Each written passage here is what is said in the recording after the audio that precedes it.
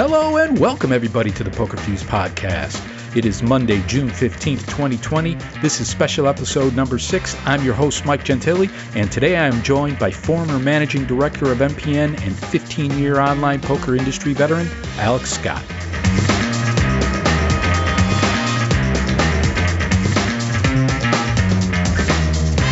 Today on the podcast, Alex and I discuss some of the current trends in online poker, including the use of real names at the tables and the rise in popularity of phased tournaments.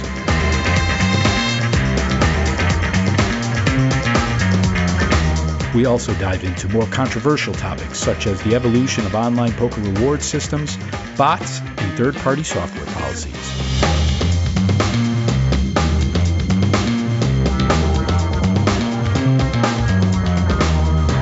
Before we wrap up the show, we also talk about the various poker formats and variants that have resulted from efforts to advance innovation in poker.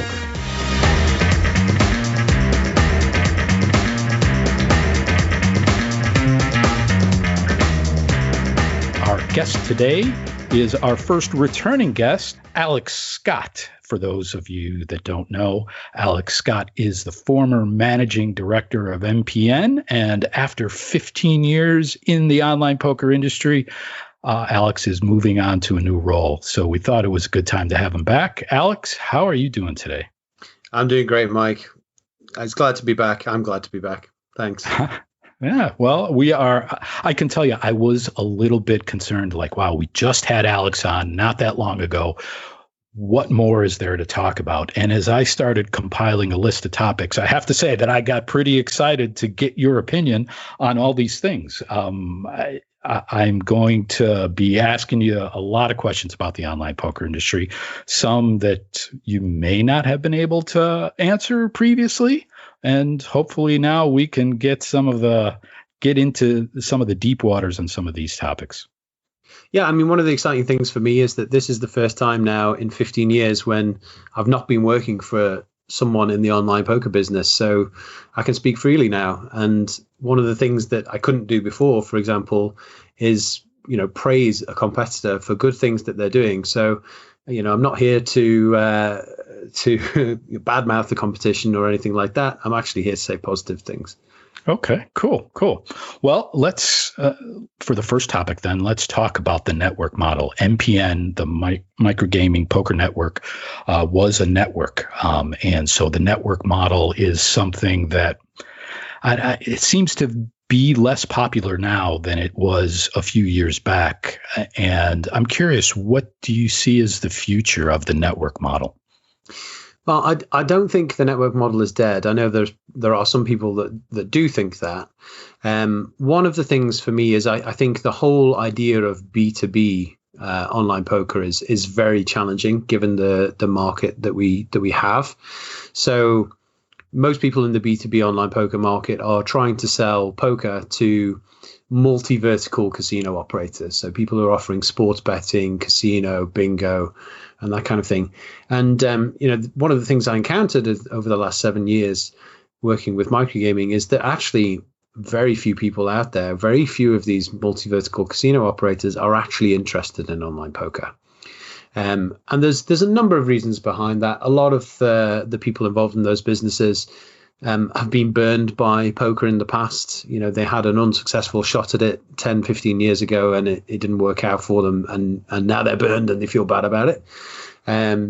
There's also this public perception, which we spoke last time on the podcast about, that online poker is in decline and has been declining for some time. So, you're trying to sell poker to people and they think, well, poker's in decline, and, look at Poker Scout. You can see it's been declining since 2010.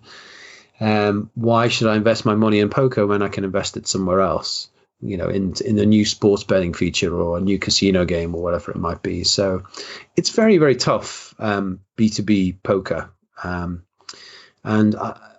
while I think it's about to get easier in a sense, because the pandemic has completely changed the game when it comes to poker, and a lot of people are now interested in it that wouldn't have been interested in it before, because it's made them think about diversifying their business. I still think it will remain very, very challenging to sell online poker to these multi-vertical casino operators in future. And that's the big challenge. It's not really the network model. The big challenge is just developing interest in these big operators. It also seems that with recent consolidation, that a lot of these multi-vertical companies already have their own poker platform. Is there still enough online gaming operators out there that don't have their online poker platform? There are a lot of them. However, they tend to be on the smaller side. So definitely the largest online gaming companies out there, they all have some form of poker product. And actually, some of them, because of the consolidation that's occurred in the business, some of them have more than one. So Flutter, right, which is the combination of the Paddy Power Betfair Group and PokerStars, they've got several platforms. They've got the PokerStars platform, they've got the Ajarabet client, which runs on the microgaming backend, and they've got the iPoker client, which is Betfair and Paddy Power. So they've got 3. And Sky Poker too, right? Oh, and Sky, yeah. Forget about Sky. Actually, a very significant one. So 4. Yeah. Okay. All right. Do you think that traditional networks can continue to exist with the expansion of regulated markets? It seems like that has been a hindrance to the network model. To be honest, regulated markets have been something that has slowed down the development of pretty much every online poker provider, not just networks. I mean, one of the issues that you have with a network and in the B2B business in general is that you have to try to please everybody. And we all know that the businesses, particularly the smaller startup type businesses that are the most successful, are those that are really focused on doing one thing really well. So, I mean, if we look at GG, for example, which is doing very well at the moment, they're purely focused on poker, really, and they're doing brilliantly because of that. The day that they start branching out and trying to enter, 10, 15 different regulated markets and trying to add casino and sports betting and all of that stuff on the side, that's when they're going to start to struggle. Interesting. Yeah. Do you think that we will ever see a day when somebody is able to connect multiple platforms into a single network? I think, technically, yes. So while I was at Microgaming, we built something called Babelfish, which enabled Ajarabet to run its client on our network. And, it would have really been just a step further to allow 2 back-end platforms to speak to each other. So yes, it's something that's certainly possible, I think, from a technical perspective. From a business perspective, I don't know if anyone would ever really see the value in doing it, particularly because, like I said, a lot of these big online gaming companies, poker is just, it's something that they do on the side. It's not part of their core business, unfortunately. Accepted, of course. All right. Well, that is a little bit heavily industry focused, dealing with B2B side. Why don't we shift a bit over into something that poker players might be interested in? Big topic that I have questions on is the topic of rewards. So who out there would you say has the best reward system? I think it really depends on what you're looking for. I don't think anyone has got it nailed for every demographic of player. I think for the typical recreational player, I think PokerStars system is great. And that's going to be a very controversial answer, I know, because a lot of people really don't like PokerStars reward systems, especially serious players. But I'm a casual player these days, and I've played a lot more during the pandemic than ever before, and I've quite enjoyed the PokerStars reward system, I have to say. Okay. I also really like Run It Once's Splash the Pot system. I think that makes the game really fun. And I think that's a really nice reward system, although I can see why some people didn't take to it. And then I suppose if you're more of a grinder type player, then what Party Poker is doing, offering a very large effective rakeback through their system, very predictable as well. I think that's there's a lot to be said for that system too. Yeah, I think you hit on one of the keys there in the predictability. I know that the individualized rewards that we have seen recently, specifically through PokerStars, they claim that they're trying to use these rewards to better manage the ecology and reward the players that are best for the games and such. And the counter argument to that has been that it obfuscates the amount of rewards that players receive. What are your thoughts on individualizing rewards? How do you see that playing out in the future? I think we'll see more of it. The personalized rewards, they're far more effective than something generic. And, we see this in all sorts of business. We see, even modern banking applications are now personalized to you and tailored to you. If banks can do it, being some of the slowest businesses in the world to react to anything, then, online poker and online gaming operators who are supposed to be at the forefront of this, there's absolutely no reason why they shouldn't be able to do this very well. So yeah, they are very effective, and by effective I mean in changing people's behavior, which is what you're ultimately trying to do. Right. Reward system. You're trying to reward the behavior that you like, and at least not incentivize the behavior that you don't.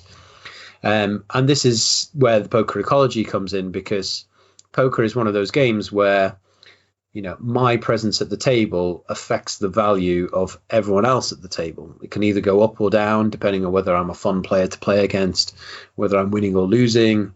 Whether I've got that sort of star power that, professional player might have or a celebrity might have, that kind of thing. So, the right player can actually raise the value of everyone around them, get them playing for longer, get them to gamble it up a bit more. The wrong player, and I hesitate to say the wrong player because there's no real wrong player in this. It's not necessarily a bad guy. It can just be somebody who's winning a lot that day. They can reduce the value of the people around them, and really you don't want to reward the people who are reducing the value of players around them on a consistent basis. That's unfortunately that's a route to failure. You want to reward the people who are raising the value of people around them, and you want to do that as much as possible because they're the people that you really must keep. Okay. And personalized rewards allow you to do that, whereas something generic makes that very difficult. You had mentioned Run It Once in the reward systems that were on your radar as things you like. And what they introduced was at the table rewards under what they call Splash the Pot. And I'm curious, these being rewarded, I won't call it immediately, but at the table as opposed to having something accumulate over time. What's your view on that? Is that something that you think is good for the game, or are there some aspects of that perhaps bring an unwanted element? I think it's good for the game. I think the general expectation among consumers of all types of product is that things happen in real time. It didn't used to be that way. We used to live, we used to send each other letters that would take days to arrive and that sort of stuff. Yeah. Now we expect stuff to happen straight away. I mean, even deliveries, even postal deliveries, like with Amazon Prime now, you can sometimes just walk down the road and pick up the product that you ordered in a couple of hours. We're becoming less and less patient for delays and things. And so if you're running a promotion of any kind and the reward happens the day after or 3 days later or a week later, whatever technical reason you have for that, just know it's going to be less effective. So one of the great things about at the table rewards is that they're timely. They're right there. You can use them right away. They're very visible and visceral as well. So I think they're great. And look, you splash a couple of €100 in a pot, it gets exciting. That is an exciting pot to play. For sure, for sure. It's that kind of thrill is why we play poker in the first place. How do you think rewards can be better utilized to grow online poker? Is there something out there that everyone's missing? Look, I don't think there's, one thing that stands out to me, but I think it's a continuation of existing trends. We've got this trend towards personalization. We've got the trend towards more real time, more interactive. And I think that, if you combine those things in creative ways, then you can come up with some really cool stuff. If I knew the answer to that question, I'm not sure I would broadcast it on the Pokerfuse podcast. Okay. Well, understood. So rewards are not, they're not all good. I know that there are certain responsible gaming efforts that are looking to maybe curb some of the rewards for gambling. What are your thoughts on that? Yeah, so we were talking about this just now, and the idea is, we have seen some really, really, really distressing examples of VIP systems being sort of misused or being carelessly managed by casino operators. And I'm not going to name any names because it really could have been anybody. A few years ago, it was far, far too commonplace for people who were problem gamblers to be part of VIP systems and part of reward systems. Getting incentivized with trips to see their favorite football team or to go to Cheltenham or whatever it might be. And there's been some really terrible consequences to that, where problem gamblers have taken their own lives. And there have been several highly publicized cases. Now, in the UK, what that's led to is there have been gambling reform campaigners who have seen this and said there shouldn't be VIP systems. They're just too damaging. Now, the implications for that on online poker are severe, at least online poker as it is now. If VIP systems and loyalty systems, reward systems, if they were to be banned, then what would happen to Stars Rewards? What would happen to Splash the Pot? What would happen to Rakeback? We've already seen a regulated market like Sweden, which has effectively outlawed Rakeback and anything more than a single bonus, and it's been carnage. I mean, frankly, the Swedish regulatory system was ridiculous to the extreme. But I think if that happens, if VIP systems are limited as a result of regulation and limited in a major way globally or in a major regulated market like the UK, or if they're banned entirely, I think that would be terrible for online poker. Do you think that operators would be able to offset some of the impact of that by reducing the rake or the tournament fees, or is that just not going to be enough? Yeah, I mean, you certainly could do that. And, we saw at Microgaming when we reduced rake that player value actually increased in the long term because players' deposits lasted longer. They had a more enjoyable experience, that kind of thing. And that translated to increased lifetime value. But the problem is reducing rake doesn't have as powerful an impact on behavior. So if you want to reward good behavior or behaviors that you want to encourage, the behaviors that raise the value of the players around you, then you can't really do that by just offering lower rake. And the problem is if you personalize that, then it becomes a reward system and it's banned. Yeah. Huh. And just to be clear, a lot of the horror stories that we've heard are on the casino side of things. Has there been any bad news about poker related VIP systems in general? No, I don't think so. And look, it's a little bit unfair to call out casino because it's not just it's sport as well. Yeah. Well, like I said, and there's no particular company here. It could have been anybody.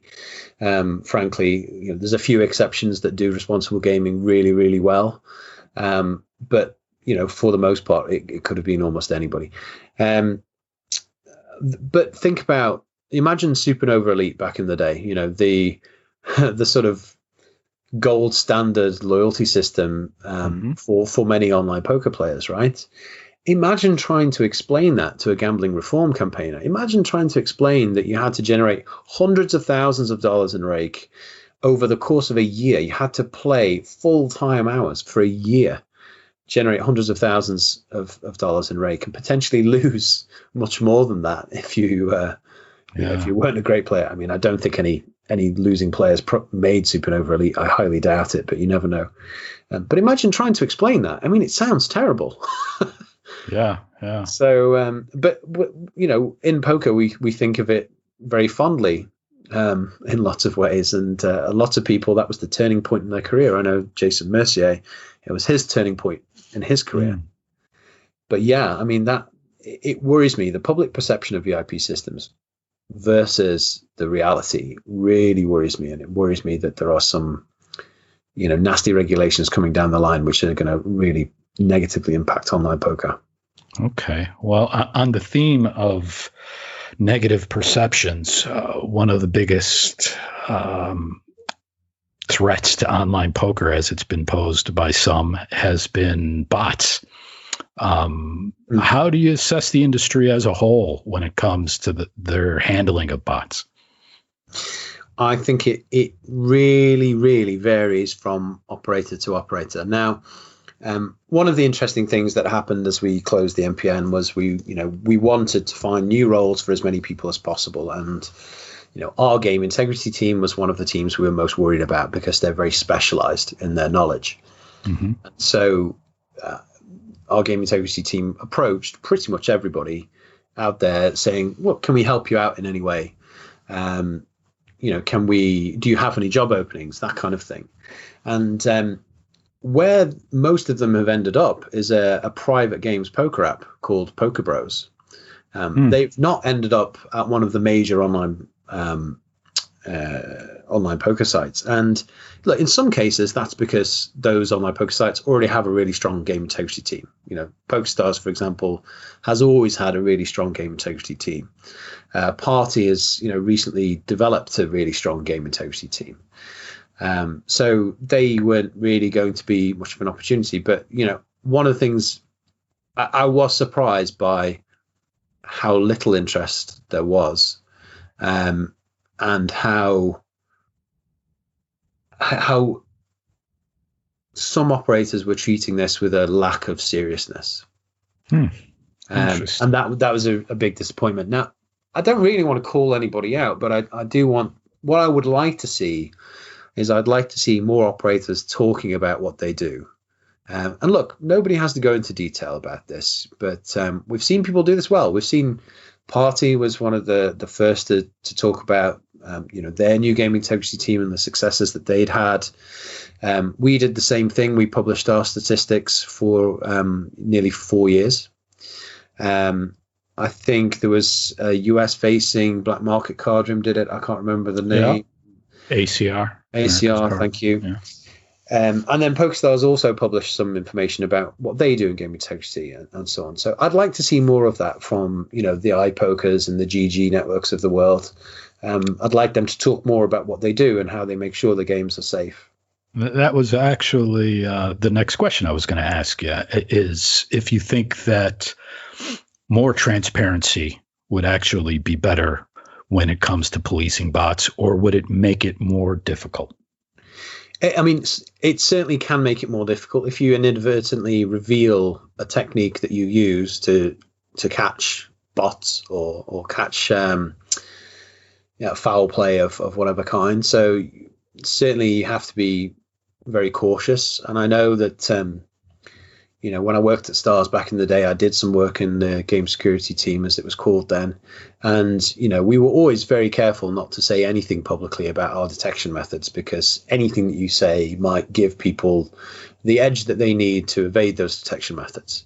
And that's one of the reasons why I've not spoken much about methods publicly and why nobody does. Mm-hmm. Okay. So there's definitely that risk. But what you can talk about lots of other things around it, you know, who's on your team, what type of people are on your game integrity team, how big is it, how much money have you seized relative to the number of accounts that you have.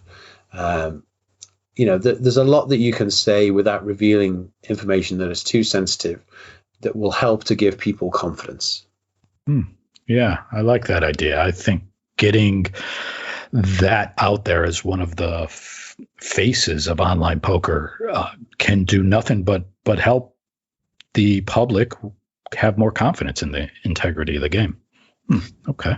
I think the only reasonable counterpoint to that is that by talking about it, you raise awareness of the issue that there are bots out there, and collusion does happen, and that kind of people use software they're not supposed to use.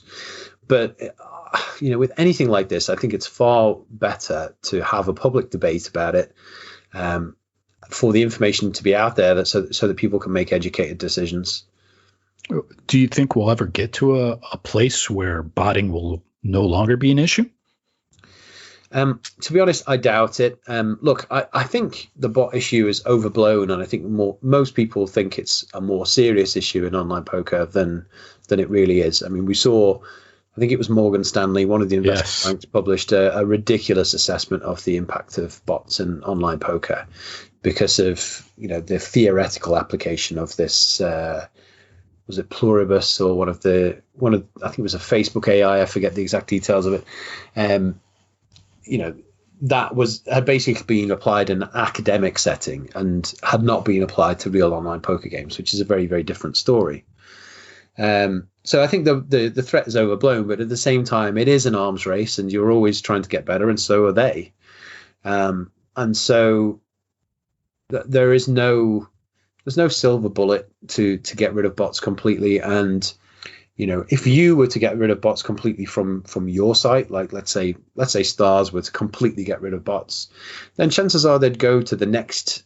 They go to the easiest competitor to get away with their activity and just continue there until they couldn't do that anymore, and just continue to cycle through. I mean, really, for us. When we worked really hard on game integrity for 7.5 years. We constantly got better. We constantly invested in it. It was a very expensive part of the operation, to be honest, but it was something that we weren't willing to compromise on. But it is that important. It's, but yeah, you're not going to get to the stage where there are no bots. I don't think an individual operator just needs to get to the stage where it's easier for the bot users to go somewhere else than it is to continue with them. Do you have a particular operator that you think is doing such a good job that they stand out from the rest when it comes to reducing botting? So Stars has always been good at this. They were investing in game integrity very early. Certainly while I was there, game integrity was a very important part of the business and was invested in heavily, and they were developing new tools all the time. So I saw that. I also, when I was at Full Tilt, I saw that they were developing some very serious bot detection capability as well. Although obviously with what happened at Full Tilt, that wasn't, it never really played out. Their biggest problem, yeah. And then, we at MPN, we developed it very, very aggressively as well. And we developed some really cool detection capability, really powerful detection capability. I can't really comment on what other people are doing because it's so behind the scenes. Right. People don't talk publicly about it. But, from what we've been able to gather, it does seem like what Party is doing is paying off. Okay. Which is great. I wish they'd done it sooner, but it's great that they're doing it now, and it's a very positive thing, and I hope they continue to take it very seriously. Unibet, I know, does take it very seriously. We joke about it, but they poached a couple of our guys over the years. Okay. So they probably know all that we know, and they'll have their own ideas as well. So that's good. And, like I said earlier, some of the, private poker game apps, which are not known for their integrity. We know that Poker Bros, for example, hired some of our guys, and we know they're starting to take it very seriously as well. And that will be a USP in that market for them. It'll be very good for them. Okay.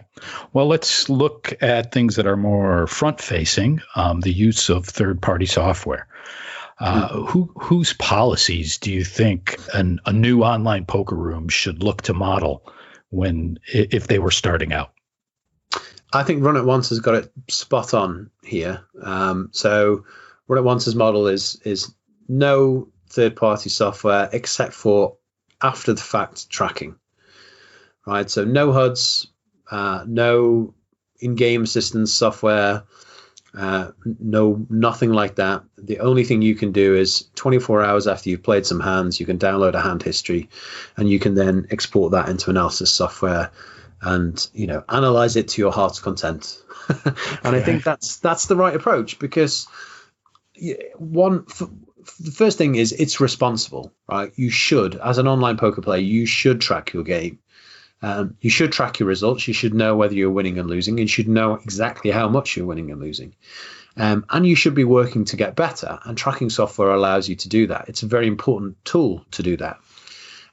It also gives you, it gives the poker community the ability to, detect unlikely but possible issues with software. Like, for example, the Ultimate Bet super user scandal many years ago, which came out thanks to third-party tracking software. So it has had some very, very positive contributions to the game over time.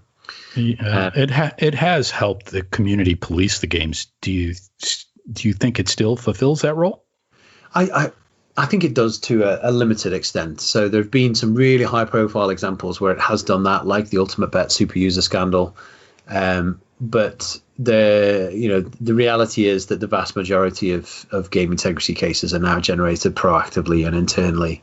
Certainly in our case, it was, pretty much 99% of all cases by the end were generated by our tools proactively and not by player reports. So, but then there's always the 1%, there's always that 1%. Yeah. That 1% could be a really serious case. And so there's value in it. Okay. All right. This next question, I'm going to guess I know the answer based on some of what you said earlier about run it once, but I'm curious to know, do you think that there are some types of third-party software that are out there that get a bad rap and maybe aren't as bad as they're made out to be? And on the flip side of that, are there some that maybe are looked upon as okay that may be a bit more detrimental to online poker than some people realize? To be honest, I think tracking software probably gets a bad rap because it's often conflated with HUDs, and HUDs I do think are detrimental to the experience. Look, okay. If nothing else, they just make the game less fun to play. They make you a less fun player. They make you enjoy the game less, and they make your opponents play in a less engaging and fun manner as well. So I think they've been detrimental to the game in that respect, and they've made the game less fun for a lot of people. This idea that to become great at poker, well, it used to be that we told people you've got to get good at reading people, you've got to know your probability and maths and and that kind of thing. Now we're telling people you've got to learn how to use this HUD, and if the online poker site releases an update, it's going to break that HUD, so you'll have to wait a few days before you can play with it again. And this it sucks. That's a horrible story to have to tell a poker player, right? So HUDs deserve the bad rep that they have, frankly, but tracking software doesn't, and it's often conflated with the two. Tracking software is a really important contributor to the game. So yeah, and look, is there any software out there which is worse than people say? Look, I mean, one of the things that always annoyed me in designing online poker software, which I've done a lot of over the years, is that you design your online poker software. Let's say you spend a long time designing the table to look a particular way. You introduce a new feature, and let me tell you, like, whenever you introduce a new feature to an online poker table, you've got to think about exactly where do the buttons go. But not exactly where do the buttons go and then question over. It's like, okay, well, we've got to look at this table when there are 2 players at it, when there are 3 players at it, 4 players, 5, 6, all the way up to 10. Does that button work in that place for all 10 combinations? So 9 combinations, actually.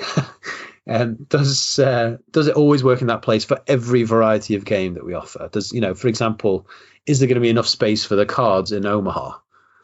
What about if it's 6-card Omaha? Are we going to have space for it then? So you spend so much time getting these little details right, and then someone comes and slaps a piece of third-party crap on top of it. It really winds me up.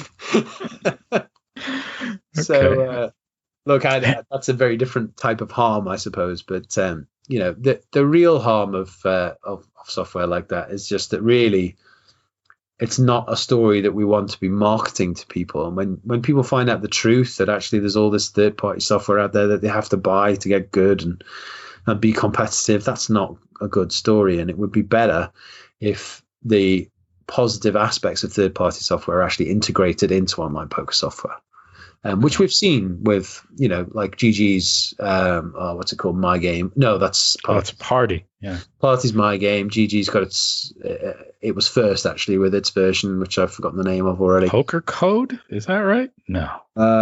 Something like that. Yeah, I'm not even sure.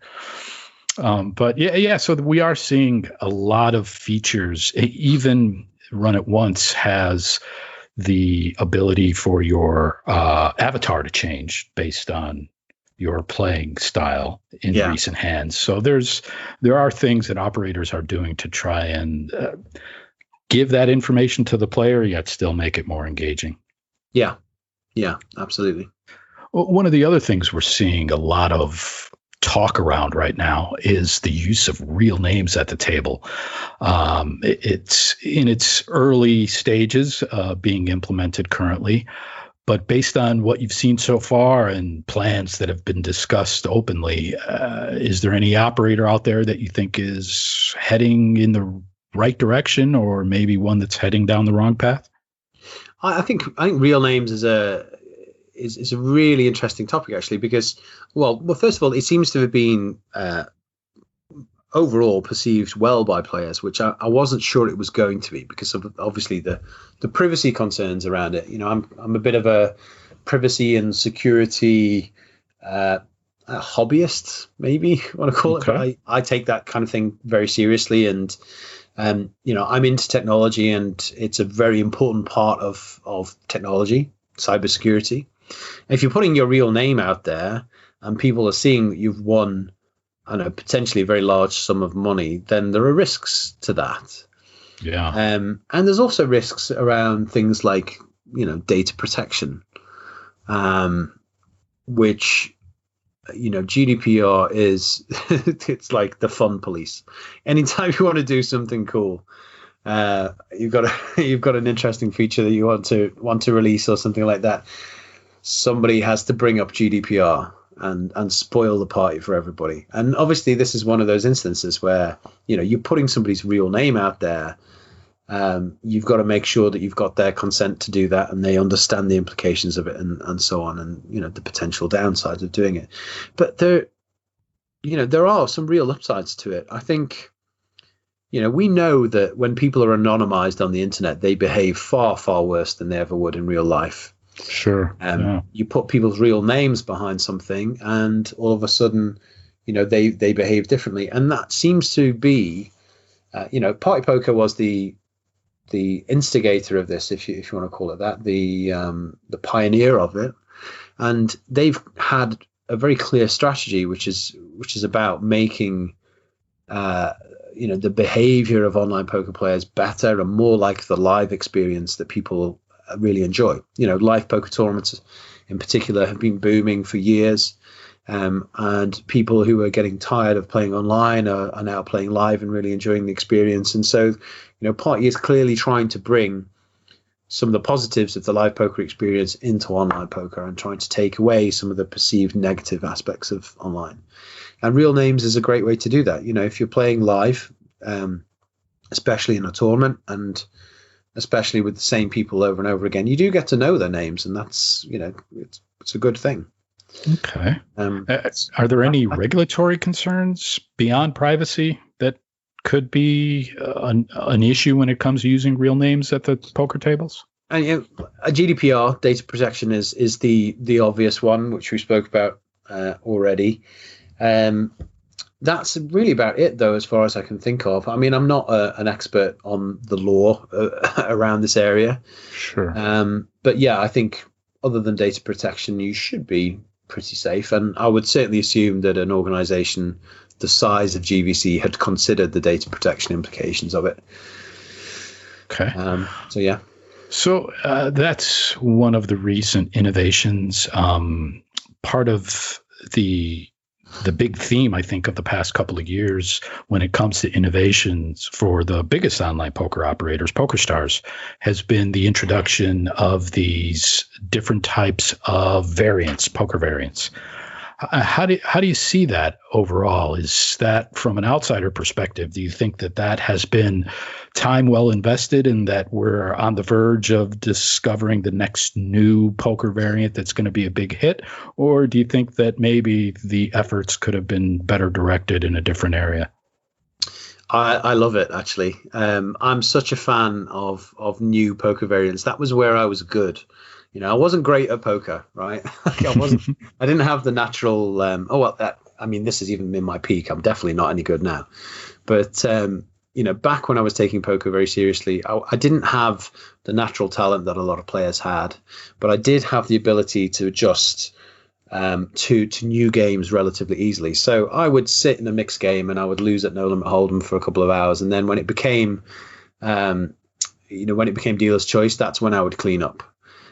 So I love that PokerStars is, and others are innovating with new game formats and bringing in, things like 6+ Hold'em and, some of they're mostly Hold'em variants, let's be honest, but that's because the Hold'em variants are easiest for new players to understand. And, it's a lot easier to sell something like Tempest Hold'em than it is to sell 5-card stud.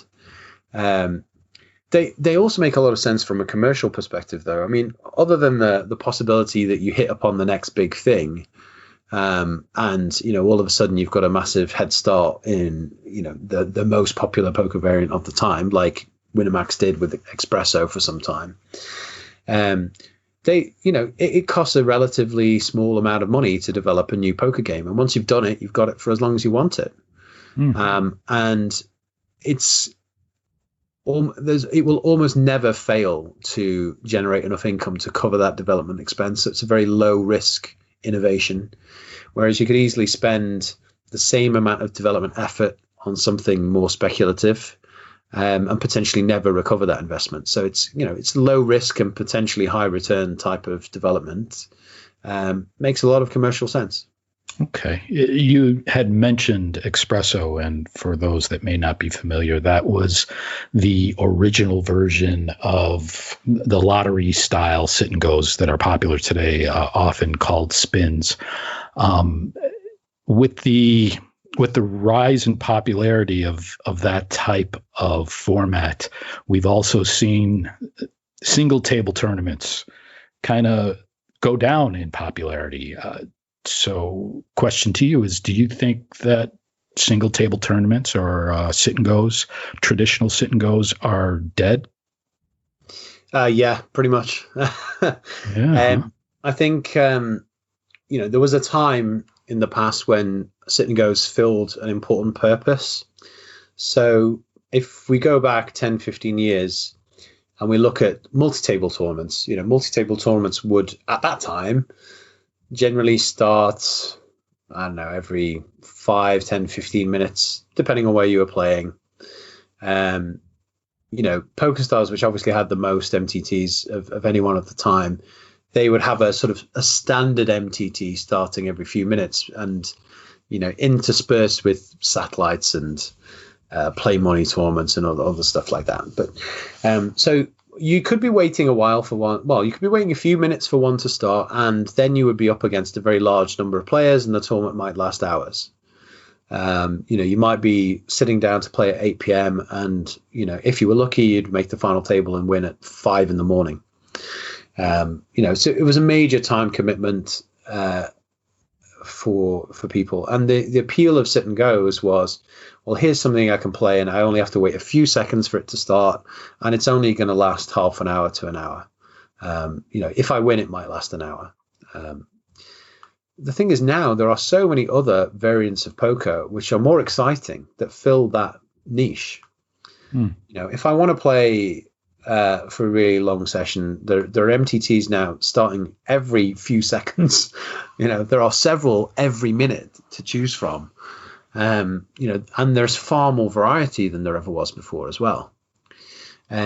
if I want to play a really quick session, then I've got fast fold poker. I've got jackpot sit and goes. I can play a quick cash game, turbo cash game, or something like that. There's so many other things filling that niche now, and sit and goes are like basically the least exciting of them. Okay. And they are easily the least popular form of poker at the moment. Interesting. So you had mentioned fast fold. Why isn't that more popular? It seems like, that does fill one of the desires of the recreational player these days, which is to get in and not have to be committed for hours and hours on end. Fast fold gives a lot of action and moves you to a new hand as soon as you fold. What's the barrier there? I think the main barrier is that there are very few online poker operators that have enough liquidity to support fast fold poker. So we actually looked at this, years ago at MPN in the early days of my career there, and we found that you need around about 80 players in the pool at any given time for it to actually be rush poker, for it to be fast fold poker. Yeah. Any less than that, and you don't get the experience of being able to fast fold all the time, the full speed experience. And so there are a lot of online poker sites out there that can't scrape together 80 players all day, every day, at many stake levels. And that's a major reason, I think, why it's not more popular, is that just either the site doesn't have enough liquidity and therefore doesn't offer it in the first place, or players are having a bad experience playing it because they're not really getting the rush poker experience. I think the other part of it is that actually those games are really tough. They're not really populated by recreational players to the extent that you would think. They're actually populated by grinders who want to get in as many hands as possible in as short a period of time as possible. And that makes them really difficult, I think. It's a great game type to play, a GTO type strategy, for example, where you're not really exploiting the particular opponents that you're facing in that given hand. So you can roll out a fairly generic strategy to a game like rush poker. If you're a sort of mid-level pro, and you'll do quite well. But it's the combination, I think, of low liquidity and just how difficult those games are relative to other games at the stakes makes them quite unappealing to a lot of people. So we talked about how jackpot sit and goes have kind of made the traditional sit and goes obsolete. Do you ever envision a day when fast fold all cash games will be fast fold, for example? No, not at all. Not unless there are some major changes to fast fold that make it work with smaller numbers of players. I don't see that. Really, the only site that could achieve 24/7 liquidity with a game like that is PokerStars. I don't think there's anybody out there other than Stars that has 24/7 liquidity at the moment. Without that, it doesn't stand a chance. Plus, there are enough people out there that don't like the idea of the game. They don't like the fact that they're playing different opponents every hand and that kind of thing. So, and those people would rather play cash games. So, I don't see them being anything more than a niche in the long term. That said, when Full Tilt first released them, wow, they were popular. They were the game to be in for a while. Things have changed, and rush poker hasn't had the same longevity, I don't think, and the same universality and the same enduring appeal that jackpot sit and goes have had.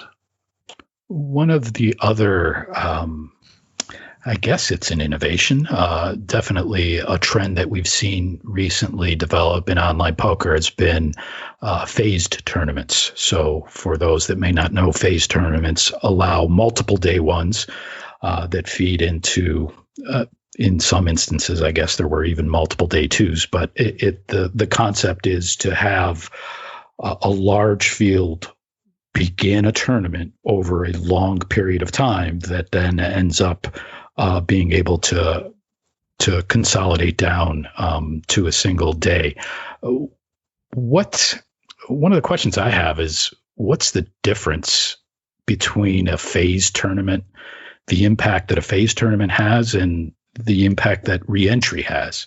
Reentry's got a bit of a bad rap for allowing the better players to use a bigger bankroll to gain an advantage. How are phase tournaments any different? I don't think they really are that different. I mean, if they certainly have that same advantage. You can buy yourself in multiple times and fire multiple bullets, and that does give an advantage to people who have the most money. They do have advantages for recreational players as well, though. Like, for example, if there's a big tournament and you can't make it on a particular day because you're a recreational player and you've got a family occasion or you've got a job to go to or whatever, it gives you the opportunity to play when you might otherwise not be able to. Also, if you bust out on, let's say, day 1A, you might not be in the right headspace to re-enter immediately. So being able to come back the next day and re-enter that day with a fresh head, that can be an advantage as well, and certainly that's something we saw a lot in our live events that we used to run. So they have benefits sort of all round. I mean, to the operator, they obviously allow you to run a tournament with a much bigger prize pool and therefore a more marketable prize pool. But what we've seen recently is a similar reaction that we've seen when multi-entry tournaments first came out. Now, we don't really see much in the way of multi-entry tournaments anymore, but for a while they were super popular, right? But people very quickly realized that they gave people with the largest bankrolls a massive advantage, and the best players a massive advantage. They dramatically reduced variance for the best players, basically. And re-entry has the same effect to a lesser extent, and so do phase tournaments. And so I think a lot of casual players, a lot of recreational players, are starting to be vocal opponents of this type of tournament. And even some professional players are becoming vocal opponents because, the long-term impact of this is not positive. It basically, you end up with a player pool where recreationals very quickly go broke and all there's left is professional players, and that's not good for anybody. Okay. One of the things that I think was championed as a game changer for online poker, and has been to some extent, has been live streaming and getting online poker on Twitch. It feels to me like the popularity of Twitch has, well, maybe the hype behind Twitch and online poker has kind of subsided a little bit. I'm wondering, do you think that's actually the case, or do you think that Twitch is still one of the main driving forces that online poker can look to expand its player base? So I think Twitch is great, and the hype was justified. It was really cool what people were doing with Twitch. Over the past few years. I guess the reason that the hype has died down a bit is one, passage of time. It's not new anymore, but also everyone is doing it. You struggle to find an online poker site that wasn't represented in some way on Twitch by somebody. So it's become the norm now, and that makes it less interesting to talk about. Everyone's doing it. I do have a big worry about Twitch, though, which is you can't stop people under the age of 18 watching it. The majority of users of Twitch are under the age of 18, mostly teenage boys. It is a bit of a stereotype, but it is true. Now, the problem with that is you can't be marketing online poker to teenage boys. That's not cool. And it's not legal either. And unfortunately, there's no effective age gating. There's no age verification. In fact, a lot of online poker Twitch streams you can watch without even being logged into Twitch. So it is, it's worrying to me, and I think there's a real risk of a regulatory crackdown in this area as well. We spoke earlier about VIP systems and so on. But the usage of Twitch and the fact that so many online poker operators have so much riding on Twitch and it's such a major part of their marketing strategy, it does worry me. One of the rules that the UK Gambling Commission has, for example, actually the Advertising Standards Authority in the UK, they say that you can't select a media which predominantly appeals to under 18s. So, for example, you can't advertise during a kids' TV show or, in a magazine that mostly kids are going to read or whatever it might be. Those circumstances are obvious, but they have made some interesting rulings where, automatically generated ads that, when you use Google AdWords, for example, to generate an ad, paid search and so on, they have made rulings that the placing of online gambling adverts, alongside content due to that has been a violation of the rules. And they've made some very strict interpretations of the rules as well. So the fact that we've got online poker operators who are clearly advertising their product on Twitch, which is a medium which appeals mainly to under 18s, is a problem. And it's a problem that I think can only really be addressed with Twitch changing to a model that properly verifies user ages. Yeah, it would seem that would be a relatively easy fix for them to implement. I guess it's just where are they going to get the motivation to do that? Yeah, absolutely. And, it's not really known as a home of adult content, not intentionally anyway. It's supposed to be a place that appeals to everybody. I don't think poker is going to be, important enough to Amazon, which is the owner of Twitch, to make this change. That said, maybe there's something else going on out there which will, also encourage them to make the change. I don't know. Okay.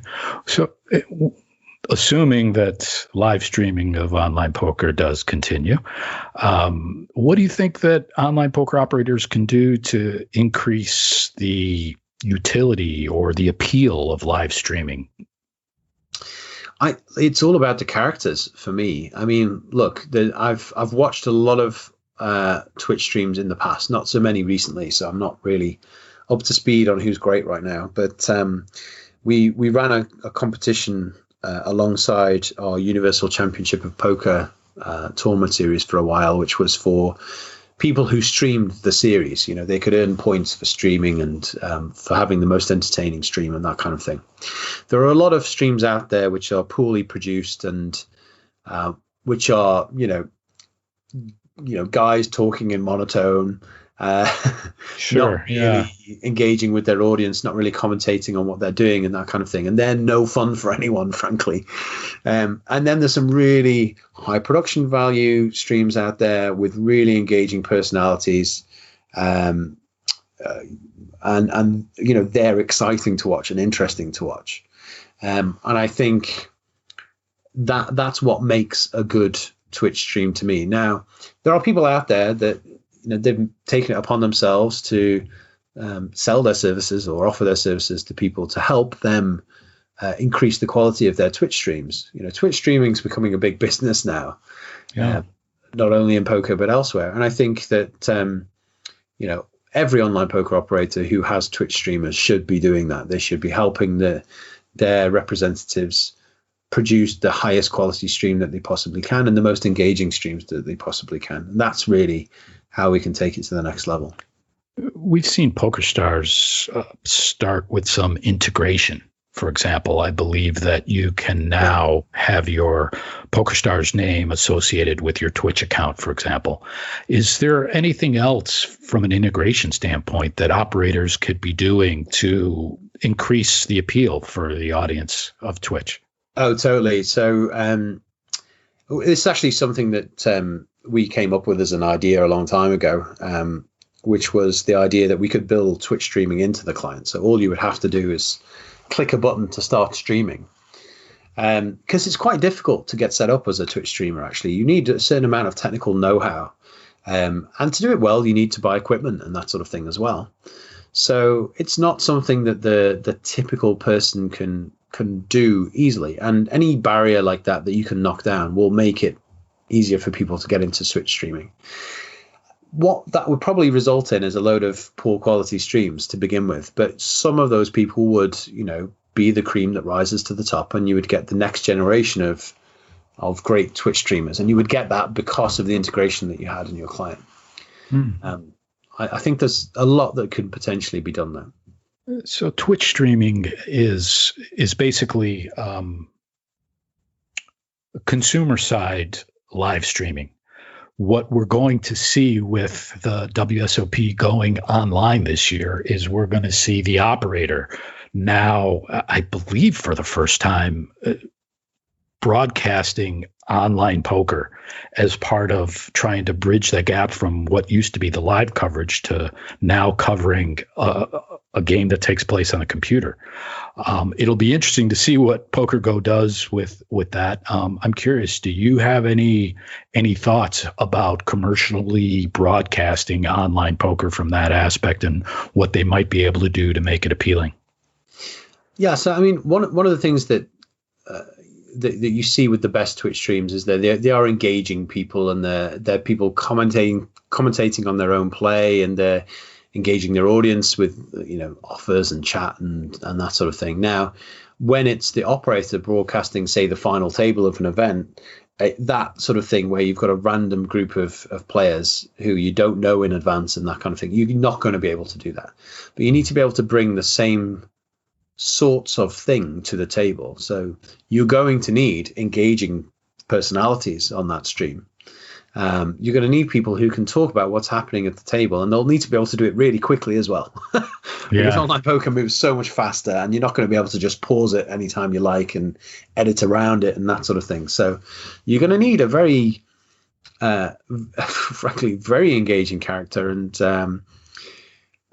I've done some commentary on live poker, which is obviously a lot slower, and it can be really tough. One of the biggest temptations is to just go off on a tangent and start talking about something and completely forget about the action that's happening at the table. Right.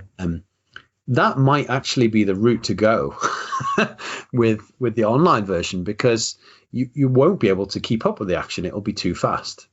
So it might be far more interesting to just sort of call out the most interesting hands that happen and maybe replay them or focus on them, break them down, whatever it might be, while just having interviews and engaging discussions and giveaways and that sort of thing. I don't know. I don't know that there's sort of brainstorming out loud here. I don't think there's an obvious solution to it. There is a risk that it will be extremely boring if it's not done well. But judging from what I've seen from PokerGo, I think they'll nail it. I think they'll do a good job. Okay, great. That is all of the questions that I have for you, Alex. I do want to thank you for coming on. It's been great having you here. You are our first second timer. So congratulations on that. And good luck in the new role. I hope things go well for you in your future endeavors. And I look forward to seeing you still being around the community and chiming in. Thanks, Mike. It was a pleasure being here. Thanks very much.